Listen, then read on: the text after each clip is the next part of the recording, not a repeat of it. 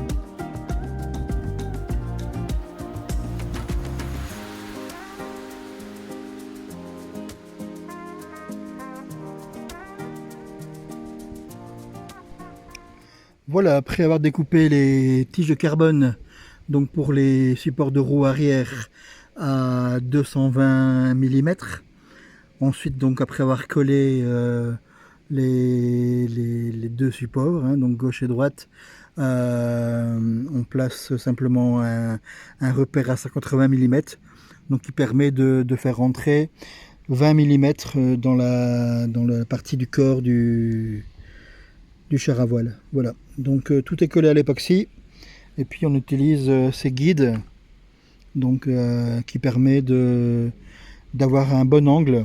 Alors moi je trouvais ça quand même assez, ça me semblait assez décalé, mais voilà, il semblerait que ce soit un angle respecté pour un pincement normal par rapport à la roue. Voilà, on verra pour la suite du montage, mais en tout cas, tout se passe bien pour le moment, c'est super. Allez, on continue.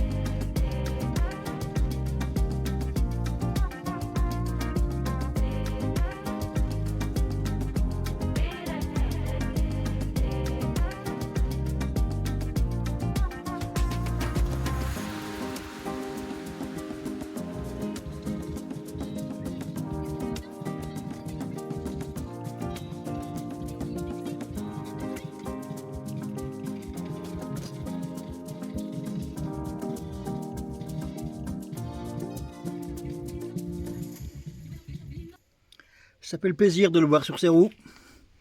Bon, c'est pas encore exactement bien tout fixé. J'ai pas tout serré à fond.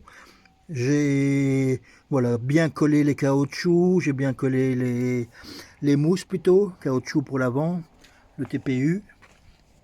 Mais voilà un petit peu déjà l'allure de la bête. Je suis extrêmement content. Alors la seule petite déception, c'est les roulements. Donc je pense que c'était des 5/11 par 5. Donc pour les jantes, il fallait pouvoir rajouter une petite épaisseur d'1 mm.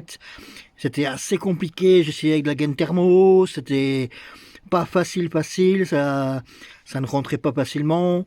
Je vais quand même essayer de rechercher après des roulements en 5/12 par 5 qui donc là devraient être parfaits pour les jantes.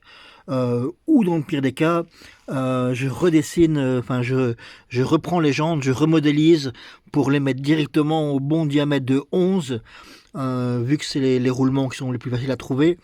Je vais regarder ce soir pour essayer de trouver les 12. Si je ne trouve pas, ben, je vais réimprimer des jantes avec un trou de 11 qui serait donc parfait sans mettre de bague ou quoi que ce soit. Mais bon, voilà, déjà rien que comme ça, donc sans les bagues, mais avec un petit peu de gaine thermo ou en chauffant un petit peu, bon, ils se sont bien mis dedans, mais bon, c'est vrai que je serais plus rassuré avec un autre jeu de jantes, avec les roulements qui sont parfaitement à la bonne taille. Bon, en tout cas, ça fonctionne déjà très bien et ça permet déjà de se donner un peu une impression de la taille de la bête et ça fait vraiment plaisir, quoi. C'est vraiment chouette, c'est un chouette petit modèle. Allez, on continue pour la suite. 5 minutes later. Alors, petit travail de ce jour. J'ai réimprimé des jantes hier soir parce que celles qui étaient fournies avec le modèle étaient prévues pour des roulements qui faisaient 5/12 par 5. Donc, entre guillemets, le diamètre extérieur du roulement était de 12 mm. Si on ne trouvait pas des 5/12 par 5, on trouve plus facilement des 5/11 par 5, donc de 11 mm de diamètre. Il y avait possibilité de mettre une petite bague de plastique, mais voilà, ça ne marchait pas bien. J'ai mis de la gaine thermo. Voilà, je n'étais pas trop contente de mes roues en 12 mm.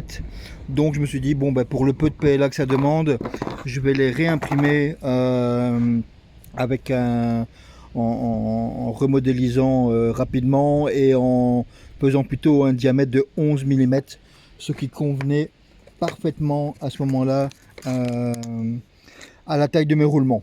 Voilà, donc je me suis dit, bon ben, refaisons vite les roues. J'ai réussi donc à retirer les mousses sans trop, entre guillemets, les abîmer, ou en tout cas pour pouvoir les réutiliser quand même, pour pas devoir en racheter.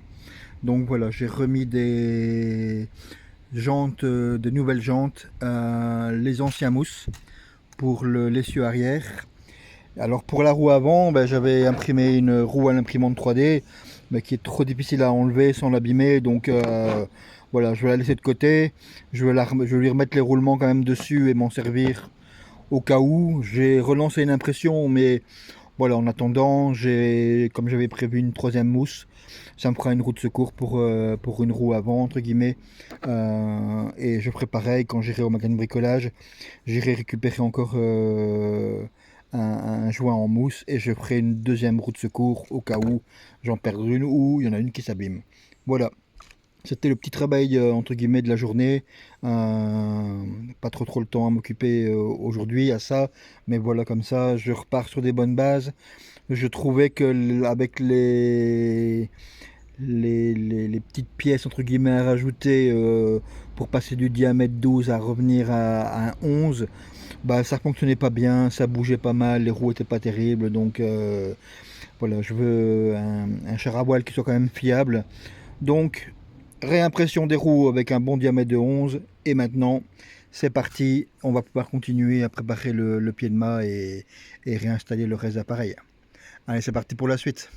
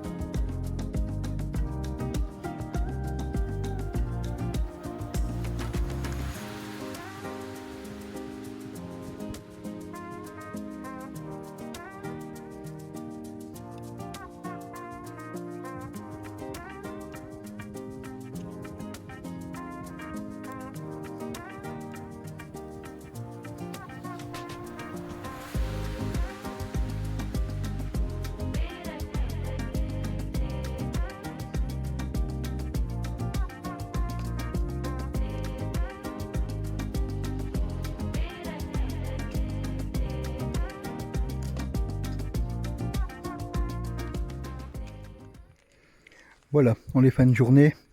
Ça ne doit peut-être pas trop à l'écran, mais il fait de plus en plus noir. Je vais donc arrêter pour aujourd'hui.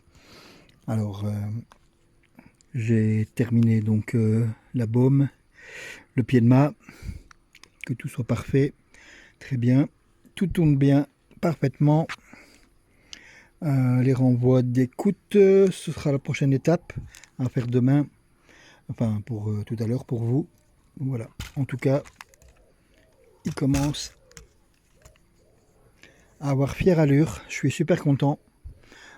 Franchement, c'est vraiment le top. Euh,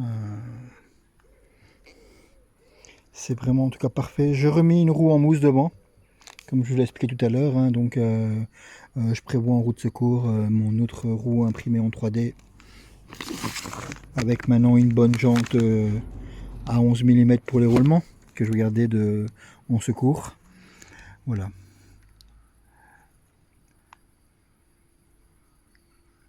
Allez, on continue.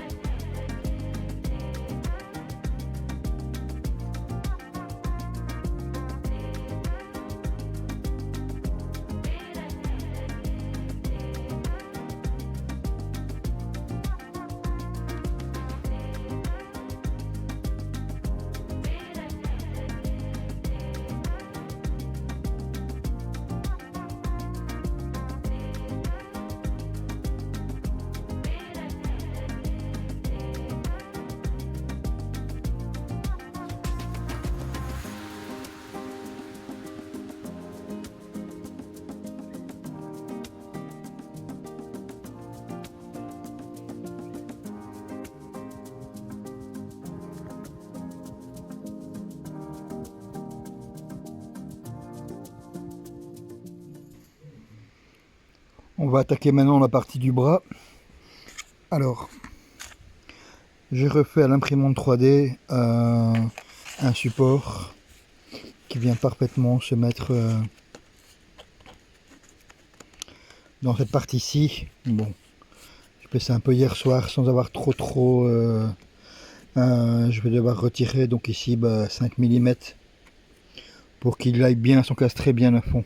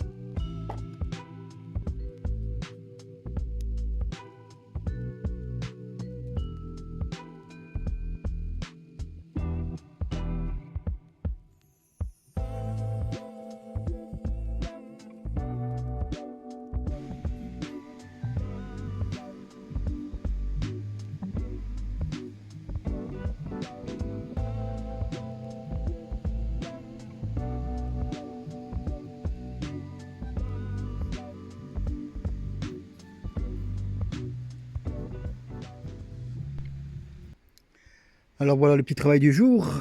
Je me suis occupé du câblage. Donc voilà, double nœud, passage dans la boucle, passage dans le bout de canne à pêche, donc qui permet de bien glisser. Alors j'ai transformé un petit peu le système en fait. J'ai remis pour l'avant un passe-câble avec un anneau qui sera l'emplacement où sera attachée la voile. Et alors j'ai voulu faire un système de réglage, ce qui me permet de pouvoir tirer ou relâcher au niveau du câble. Voilà. Alors c'était donc un de mes plus gros stress entre guillemets, c'est de voir un petit peu par rapport à un treuil tambour qui fait 3 tours de 360 degrés et enroule pas mal de bobines. Je me demandais si au niveau du bras j'allais avoir assez de débattement au niveau de la baume. Alors, bon voilà, entièrement tendu, je vais le redétendre un petit peu puisque de toute façon on ne laisse jamais une baume complètement tendue. Voilà, quand je relâche complètement, en fait j'arrive à une ouverture, on va dire, est-ce que c'est 60 degrés ça? Je sais pas. Alors, je pourrais encore donner un petit peu de mou, ce qui me permettrait d'avoir cette ouverture d'un angle comme ceci. Et alors on perd, quand il sera rentré, bon, il me laissera un petit angle de quelques centimètres. Voilà, alors je me tâte, est-ce que je relâche encore un petit peu, je ne sais pas. Voilà, les plus spécialistes en chair à voile pourront me dire, on navigue jamais avec une voile fermée, est-ce que je redonne encore un petit peu d'angle qui me permettrait d'avoir une ouverture mais encore plus grande, et là on commence à approcher des 80 degrés à mon avis, donc comme les voiliers, on fait vent arrière avec tout ouvert à 90 degrés. Voilà. J'ai vu pas mal de vidéos. Voilà, je pense qu'il y avait des chars à voile qui naviguaient sur une table, des mini chars à voile avec des ventilateurs. Bon, ben, je pense que les voiles étaient plus mis sur le côté à 45 degrés qu'une ouverture totale. Mais bon, dites-le moi, si comme les voiliers, on ouvre en ciseaux, entre guillemets, on ouvre très très grand, et est-ce que c'est important? Est-ce qu'il vaut mieux... Voilà, alors ici ça me ferait une ouverture de 4-5 cm comme ça à l'arrière, quoi. Ce qui est pas mal de toute façon. Donc bon, voilà, de toute façon maintenant on va voir au niveau du bras, qu'est-ce que ça vaut au niveau solidité. Voilà. Allez, je vais maintenant déconnecter, retirer les cerveaux. Enfin, pour d'abord faire mes réglages au niveau de ma télécommande, hein, pour le réglage des angles, le réglage du trim, enfin voilà, tout le petit contrôle qui doit être fait avec la télécommande. Alors quelques tests au niveau du cerveau. Bon, celui-ci est bon, j'avais utilisé ce modèle-ci. Je ne sais pas si on va voir quelque chose, mais dans le bon sens, voilà. Donc il y a le MG945. Le souci c'est que il tourne soit dans un sens ou dans l'autre. Il y a qu'en période neutre qui s'arrête. Donc c'est pas du tout le type de cerveau que j'avais besoin. Donc bon, il me restait ici du Crover un 23 kg. Bon, ça va aller pour les premiers tests. Donc le DK, j'en commande déjà un en dépannage. J'ai toujours des cerveaux en rab, donc voilà, comme ça si ça devrait casser. Bon, par contre, lors de mes tests, j'ai mon pied de Mac à casser. Alors, donc voilà, on voit effectivement, il n'était pas imprimé en pleine qualité, quoi. Donc effectivement, en faisant mes tests, en bougeant, en appuyant peut-être un petit peu sur la... je veux dire, voilà, ça a cassé, mais c'est pas grave, puisque heureusement la baume n'était pas collée, elle était enfoncée difficilement, mais bien dedans. J'ai même eu un mal fou à renlever le morceau. Heureusement que j'ai pas collé d'ailleurs. Voilà, je vais refaire un pied de mât en PETG, en quelque chose de bien plus solide, qui tiendra mieux, entre guillemets, que du simple pelle à com. Allez, on continue la suite. 5 minutes later. Alors ça y est, les cerveaux sont réglés. Alors on a pour la direction, je vais régler les fins de course pour éviter que les cerveaux forcent, entre guillemets. Alors au niveau de la grand voile, c'est pas comme les voiliers, il n'y en a qu'une seule. Alors j'ai une base comme ceci à la fermeture, donc avec le bras le plus loin, et lorsque je relâche le bras, comme ça c'est plus simple. Voilà, j'ai une ouverture comme cela de la voile. Alors est-ce que c'est assez? Est-ce que je dois penser à avoir plus? Bon, écoutez, je pense que c'est quand il y aura la voile et qu'on fera les premiers tests. Alors de toute façon, je dois faire attention que ici ça ne me gêne pas. Je vais peut-être devoir l'avancer un petit peu pour que ça ne vienne pas taper dans le passage là. Ça me plaît pas. Alors où je le mets avant ou je le mets arrière, c'est le reculer.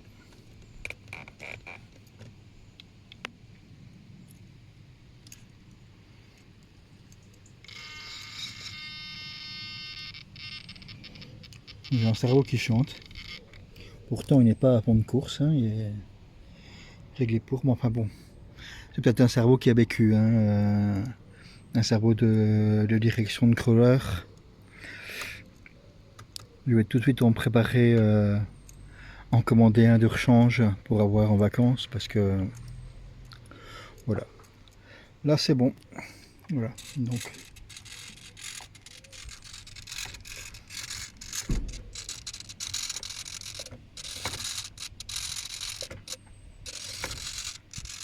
voilà, on ne force pas trop sur le bras, pas du tout même entre guillemets.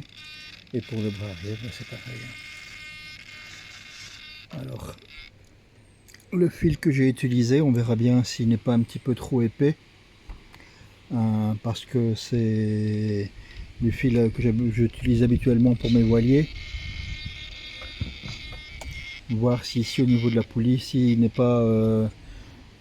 bon, il y aura le vent, hein, de toute façon, qui va pousser, qui va tirer en même temps sur la corde, mais bon, ça roule, ça tourne bien, il n'y a pas de souci. Mais c'est vrai que j'aurais peut-être bien. J'ai encore du câble un peu plus fin. Voilà. Bon, bah, de toute façon, pour maintenant, j'en ai terminé avec la partie mécanique. Alors, j'ai dû refaire en PETG le pied de mât. Je vais en réimprimer un ou deux. Et je me demande si je vais pas changer la manière dont il est imprimé. Là, je l'ai imprimé droit. Et je trouvais qu'il s'effilochait encore un petit peu ici sur les bords, malgré la base. Donc, je pense que je vais l'imprimer couché. Pour avoir entre guillemets les lignes de l'impression dans un autre angle. Voilà. Allez, bah, la prochaine étape ce sera les voiles. Ce sera une grosse partie les voiles et puis on aura terminé avant les tests quoi. Voilà. Allez, à bientôt pour la construction des voiles.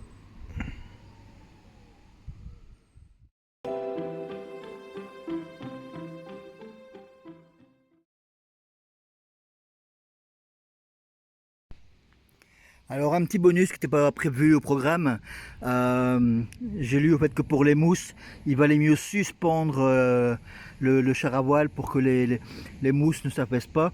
Bon, même si je compte peut-être réaliser plus tard des pneus moi-même en TPU, comme j'ai fait un test pour la roue avant, c'était pas mal. Je me suis construit un bear au fait, voilà. Je l'ai appelé All Bear, un peu comme Albert. Voilà.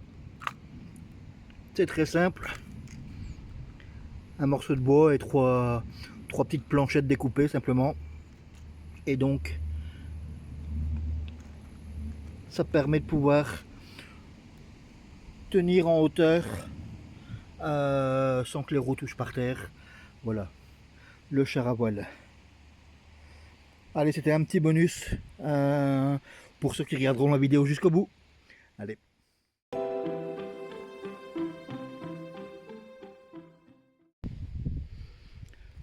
Voilà, je pense qu'on va s'arrêter là pour la deuxième vidéo, la deuxième partie de la construction du char à voile. Je pense que voilà, dans la troisième, la construction de la voile va prendre pas mal de temps. Bon, tout est ok. Il y a eu des petites surprises. Donc c'est vrai que bon, j'ai mon attache de baume qui a cassé. Je me suis rendu compte qu'effectivement la pièce était imprimée dans un sens et donc les multicouches de l'impression 3D ben, rendaient peut-être plus fragile. Donc j'ai réimprimé la pièce couchée. J'en ai réimprimé plusieurs. Comme ça, j'en aurai toujours de rechange. Bon, j'ai dû bricoler 2-3 trucs. Bon, j'ai un cerveau qui fait un peu de bruit. Donc ça, ce sera peut-être à faire attention.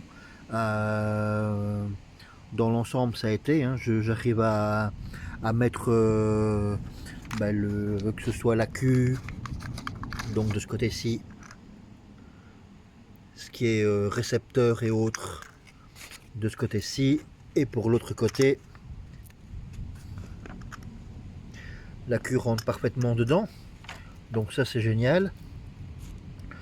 Voilà. Maintenant, ça va être au niveau de la voile.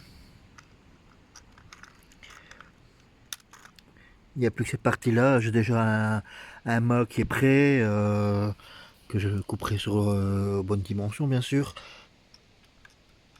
Voilà. Dans l'ensemble, ça a été. Mais bon, j'ai eu juste une remarque sur le pied placé à l'envers. Enfin, je crois que la personne n'avait pas vu la vidéo jusqu'au bout. Où on m'a fait un petit sourire par rapport à ça. Bon, en tout cas, moi,